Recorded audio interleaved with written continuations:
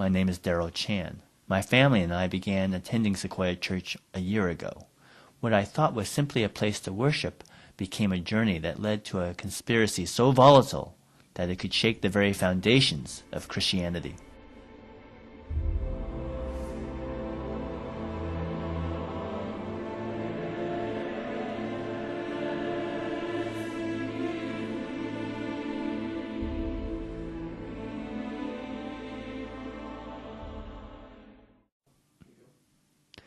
The initial hint that something was amiss came on my first visit. I noticed the church was situated on the street, Topaz. Topaz, as any Bible student will tell you, topazo is Greek for I seek. Furthermore, topaz is a gem that represented the tribe of Dan in the Old Testament, and Dan is Hebrew for I judge. I think you can see where this is going. Coffee magnet or prop pastor? Wasn't it all too convenient that this long-time backroom leader at Sequoia suddenly find himself thrust into his current position? I seek, I judge. Clearly this was a message to awaken me from my blissfully ignorant slumber regarding the truth about Sequoia Church. Then I realized that there was a second sign here.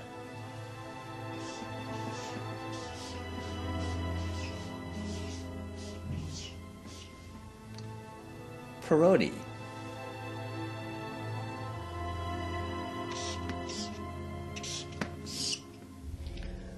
This whole ex-businessman turned man of God was a horrible parody. But Dan couldn't be working on his own. There must be someone else involved, someone else pulling the strings. Could it be this man?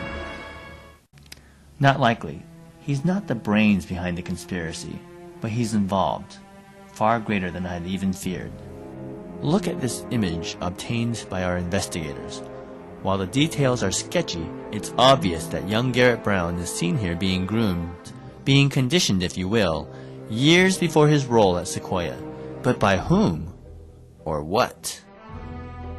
At first glance, Sequoia Church looks like a normal church, but if you look carefully, there are clues to be found. If we go into the sanctuary, we can find an example. When you come in on a Sunday morning, you're greeted by a sign that says, "Welcome to Sequoia." And again, that looks like a normal sign at face value. But if we take a look at the reflection, we find something much more ominous.